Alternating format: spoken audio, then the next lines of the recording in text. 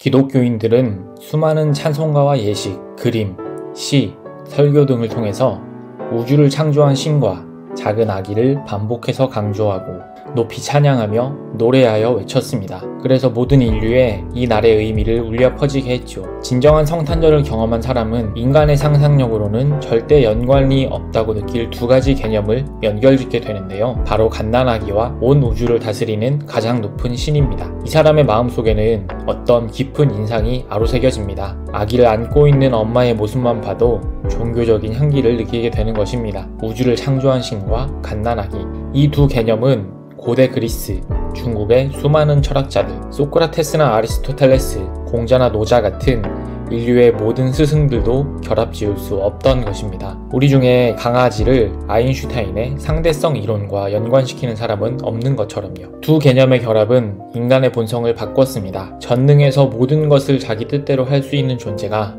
철저하게 무능해져 자기 스스로는 살아있을 수도 없는 아기의 모습으로 역사를 뚫고 인간 세계에 들어온 것입니다. 신성과 유아라는 극과 극이 만났습니다. 예수 이전 인류의 고대 종교들을 살펴보면 어떻습니까? 신은 거대한 존재였습니다. 인간 이외에 있는, 인간은 도저히 가질 수 없는 힘과 능력을 가지고 있는 존재였습니다. 그렇게 대단하고 파워풀하니까 우리 좀 잘 봐주십시오 하면서 예배도 하고 제사도 드리고 하였던 것입니다. 하다못해 무속신앙에서 굿하는 잡신들도 인간보다 세니까 해코지한다고 하지 않습니까? 그러나 아기 예수 이후로 이제는 경배의 대상이 가장 작은 존재를 향해 돌려집니다. 아기 예수를 경배하는 동방 박사들의 모습을 상상해 보십시오. 그들은 거대한 신전에 가서 금으로 만들어진 크고 높은 신상에 절하는 것이 아니라 지금 막 태어나서 몸을 겨우 가누고 빽 소리를 지르다 잠들기를 반복하는 핏덩어리 같은 아가에게 황금과 유향과 몰약을 드립니다. 구약에서 자신을 가장 높으신 분, 지극히 크신 분으로 계시한 하나님은 가장 작은 모습으로 오셔서 작은 것들을 위한 시가 되셨습니다.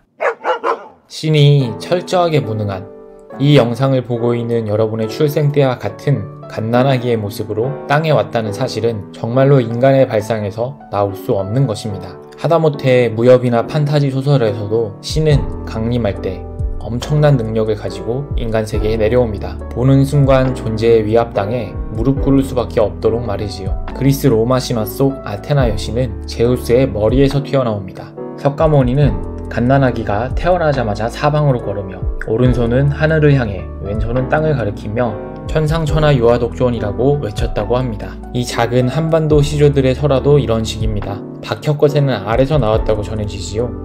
아무튼간에 보통 인간과는 다르게 묘사되는 것입니다. 그런데 우주의 창조신이 어머니 뱃속에서 10개월을 꼬박 채우고 태어났다는 이야기, 그렇게 태어나서 완전히 어머니에게 의존했다는 관념은 오직 아기 예수에게서만 볼 수 있습니다. 예수님은 우리와 같은 수준에서 태어났을 뿐이 아닙니다. 사실 더 낮은 곳에서 태어났습니다. 마구간에 대한 여러 해석이 있지만 어쨌든 누추하고 비위생적인 곳에서 태어났다는 이야기입니다. 하나님이 정하기에 따라 로마 제국 황실에 가장 멋지고 안전하고 깨끗한 곳에서 최고의 의사와 산파들의 보조를 받으며 황제의 아들로 태어날 수도 있었을 것입니다. 그러나 신이 태어난 곳은 동물들의 거처였습니다. 이 개념이 인류의 의식과 역사를 어떻게 바꾸었을까요? 가난하고 버림받은 이들, 소외되어도 마땅하고 짓밟혀도 마땅하다고 여겨졌던 사람들을 대하는 법률과 도덕관념에 준 변화는 하나하나 짚어가며 말하기도 어려울 정도입니다. 노예 제도가 역사에서 한참 후에 폐지됩니다만 사실상 이때가 인간이 인간을 노예로 부릴 수 없는 시작점이었습니다. 예수가 가장 낮은 곳에서 태어났을 때 로마 제국의 만신전은 가득 차 있었습니다. 올림푸스 산호로 상징되는 신들의 세계에 온 세계의 신들이 합류해 있었습니다.